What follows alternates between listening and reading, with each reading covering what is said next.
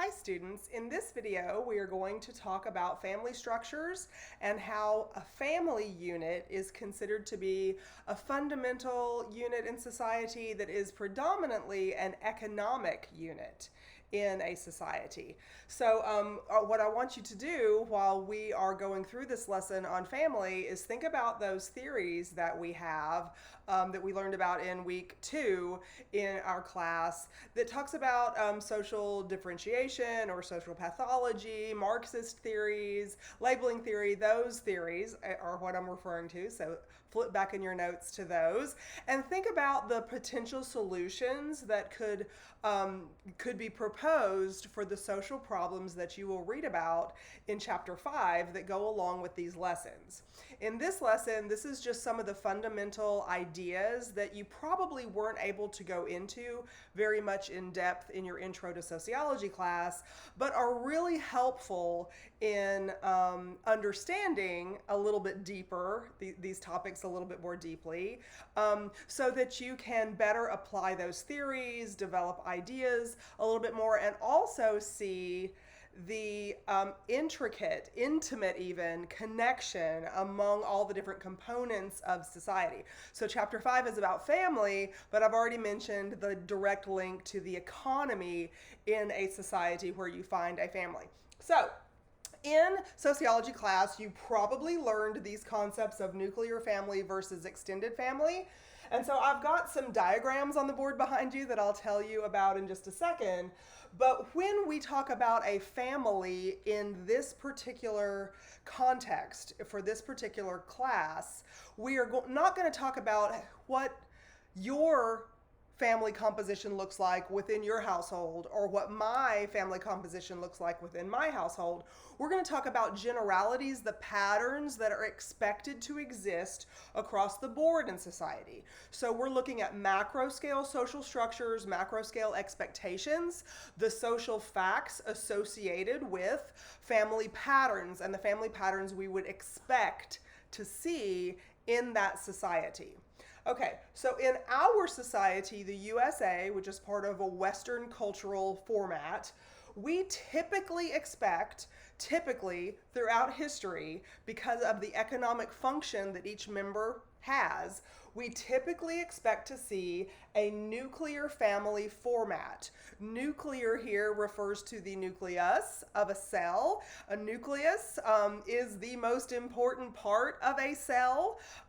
And in regard to society, family is seen as the most important individual unit in society. Essentially, you could argue that society is made up of a whole bunch of tiny little family units that work together to keep everything going. And that's the way that you would look at, an organism, for instance, a functionalist kind of point of view. You would look at an organism as being made up of millions and millions of cells, and the most important thing within those cells happens in the nucleus, right? That's where you've got all the powerhouse parts of the cell that keep those biological organisms going. And so that's the reason why nuclear is the word that we use to describe the family structure that exists in the United States. So, and other places in the world, but let's talk about the United States. The United States is used most often as the examples in chapter 5, the portion of chapter 5 that you're reading this week. So the symbols that I have here on the board behind me are common symbols used in social science, kinship charts, kinship diagrams. There's a website that I included in your weekly folder so that you can click on it and look at what all these symbols mean. I'll tell you what they mean right now by pointing at them for you. Let me see, here's my pointer, my little blue pointer. So anytime you see a triangle, it represents a male. Anytime you see a circle, it represents a female. The equal sign, the thing that looks like an equal sign that connects these two, is a link, a marriage link, or a sexual activity link. And then the descending line, the line that comes down straight vertically from that and branches out here, that shows how many offspring have come from that unit. And so the way I have this drawn here is a male and a female at this generation. We would call those people father and mother. And then we see that this father and mother have had a sexual union, and they're called father and mother because they have children, and they have a female and a male child. And the way that you would read this is that the female child is older than the male child.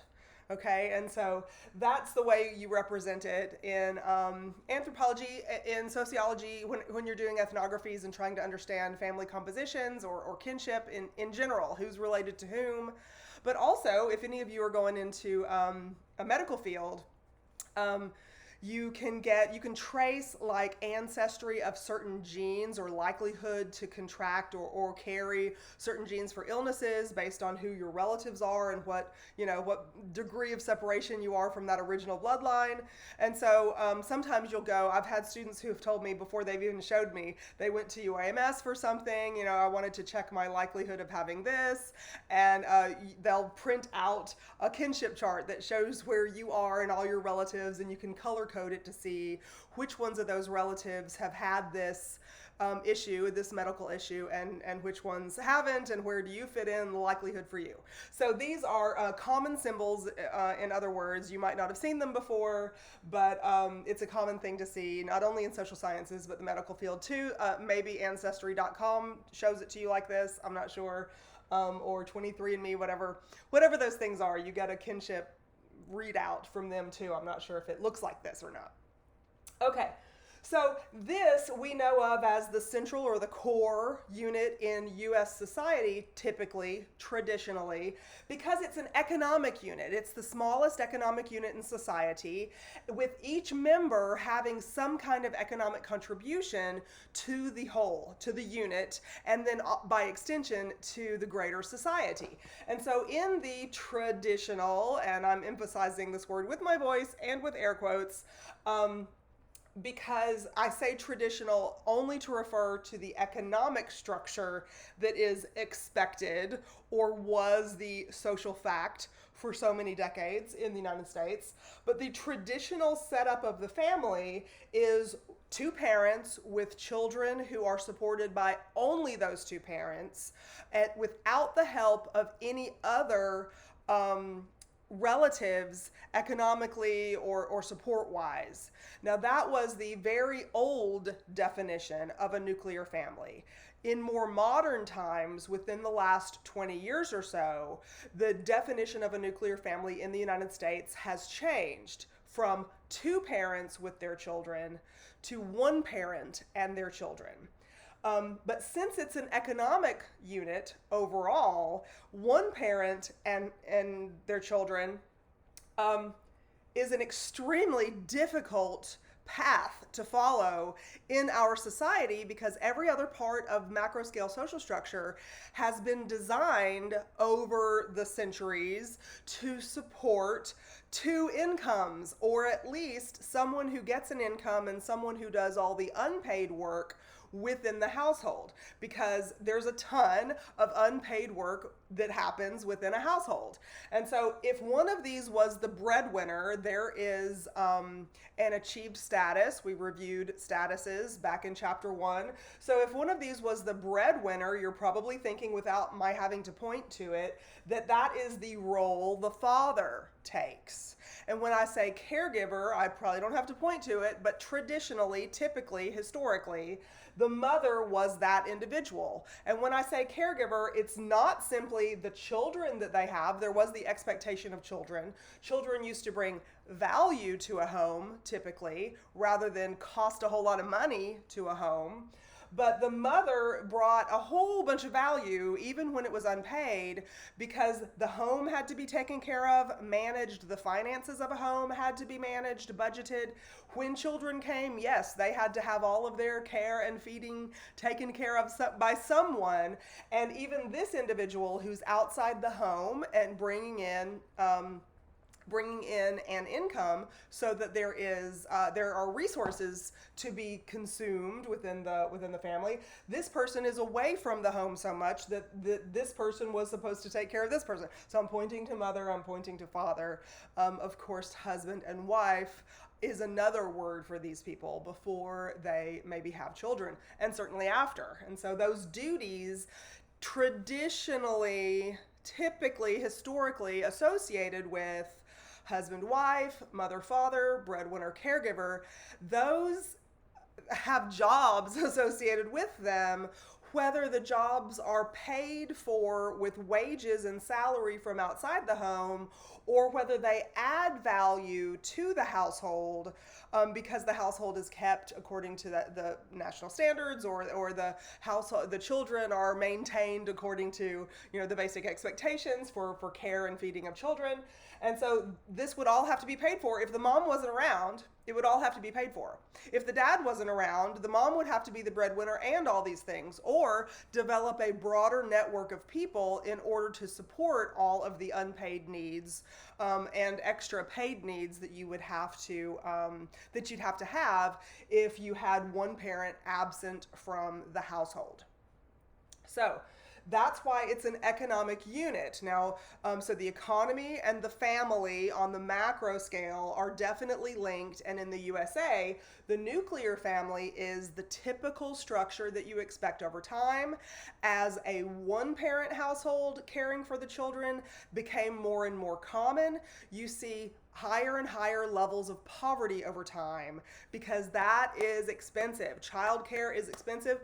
I should have looked up how much childcare costs these days per kid. It used to be something like $300 per kid per month, and like 10% off for any additional kid. But that's a lot of money. That's a lot of working hours that you would have to put in just to break even for that. And so that's one of the reasons why the two-parent household is so attractive or even necessary in our society. You will read about in chapter 5 blended families. And so a blended family is a two-parent household, but stepdad and dad are not the same thing. Stepdad can bring value to the home in terms of that dual salary, but stepdad relationship wise is not seen as the same thing as birth dad relationship wise. The requirements, the expectations, those kinds of things are not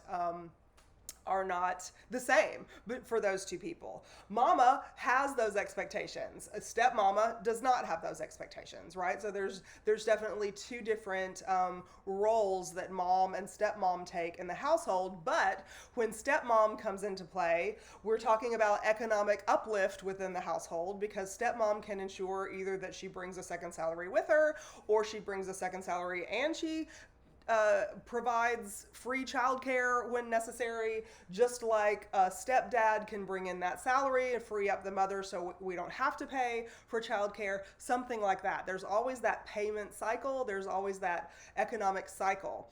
And one of the reasons why you can look at poverty statistics, which I suggest that you do, look at poverty statistics for two-parent households compared to one-parent households. And the one-parent households are significantly higher, have a significant higher representation in poverty than two-parent households do. And even when only one parent works outside the household, the expenses that you don't have to incur because the other parent is focused on providing those duties and providing those chores without having to pay a housekeeper or buy food out all the time, or a child sitter or house sitter or dog sitter, or any of these kinds of things. Right? Tutoring. Some people pay for tutoring within their household. Well, that's what the caregiver was traditionally supposed to provide also. All of these things. Dental care even, I'm not talking about pulling teeth, but making sure you brush them correctly and floss them and all this kind of stuff. That takes supervision. We would have to pay for that kind of service for somebody who wasn't related to us within that family. So think of the family as an economic unit. And of course, there's social ramifications, because we in our society expect for these people, when they produce these people, we expect those people to care for those children. We expect those people to not only feed and clothe those children and make sure they get an education, but make sure they learn the typical behavioral expectations that our society has for them in adulthood, so that they can go through the same motions, when they become adults. A society cannot continue if people are not having children. And in our society, the parents are supposed to, listen to my, I guess, is that sarcasm? It's not supposed to be sarcasm, but emphasis on the word supposed to, take care of, pay attention to, focus on the upbringing of the children. Okay, and that's how it's set up in our society. It causes some social problems. You can read about them in chapter 5. We're going to talk about them some together ourselves. So this other representation that I have on the board behind me is an extended family. And let me just show that this is demonstrating 4 generations of a family. So each line where you see people drawn, and remember these are people, the triangles and the circles are people. So here's the generation, another generation, another generation, and the 4th generation down here. So these are the oldest. You could call these grandma and grandpa, and here are some siblings. And let's say that this is your family, and that your father and mother have you, and you're this boy, the youngest boy, but the oldest boy has a wife, and they have a daughter and a son. That's how you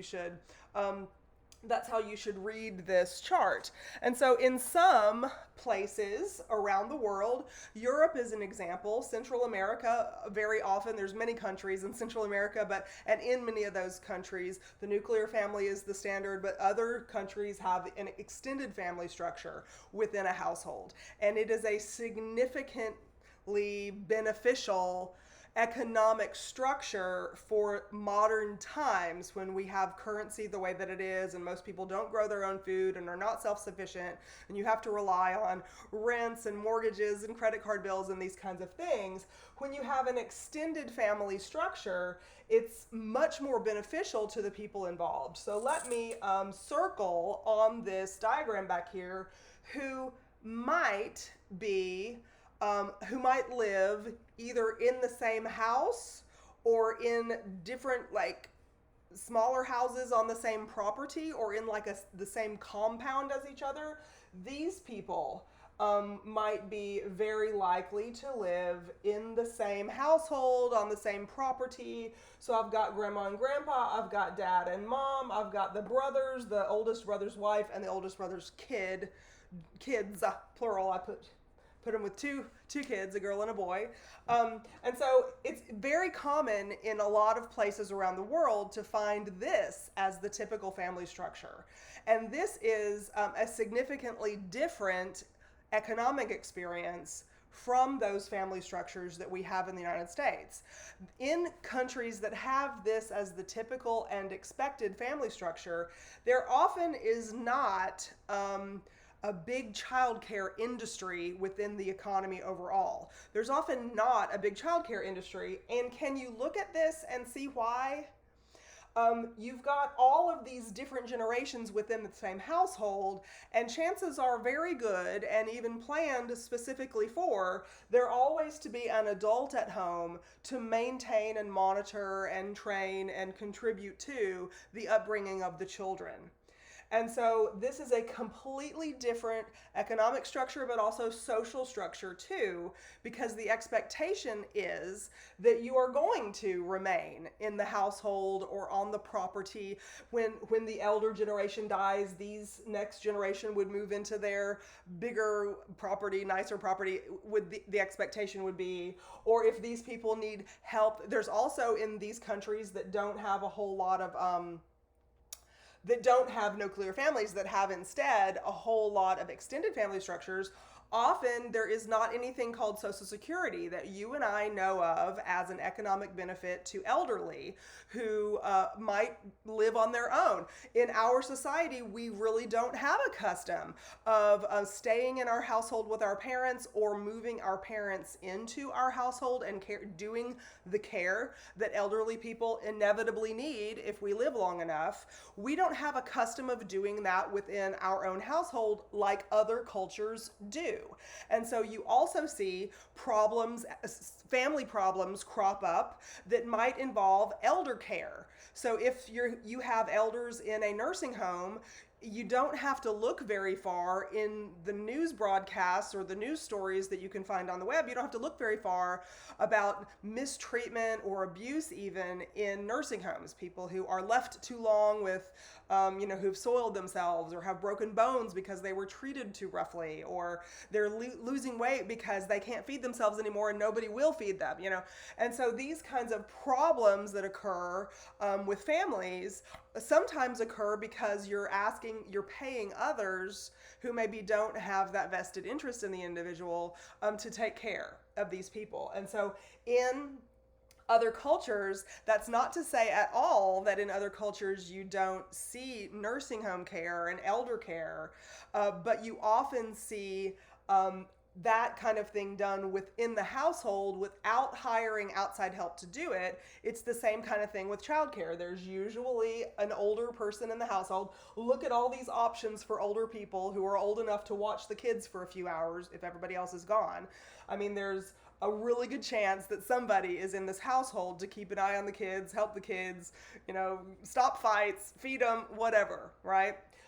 So the same holds true for elders in the family. You typically see that kind of thing.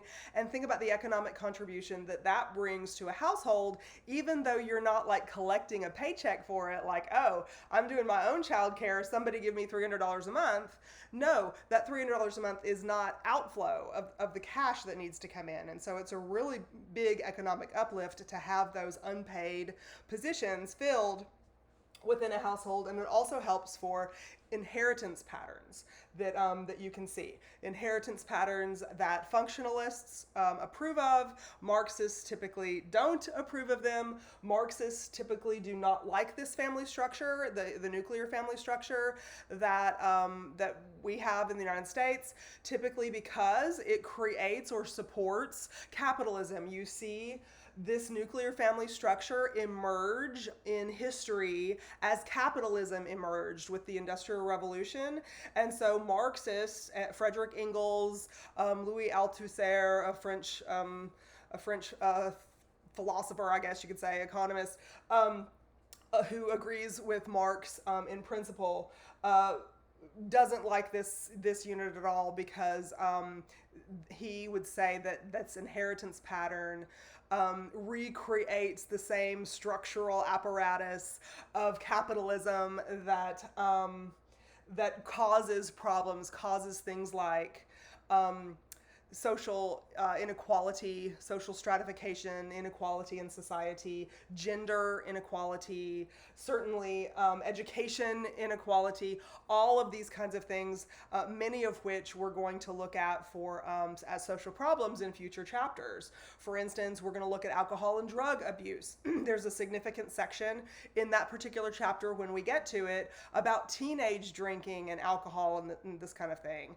And a lot of people in our society will link that back to a social pathology with a foundation in the family network and maybe say, well, these children don't have quote unquote proper supervision if the upbringing of the children was managed more carefully and they had this training or that expectation placed on them by, excuse me, I think I'm gonna sneeze.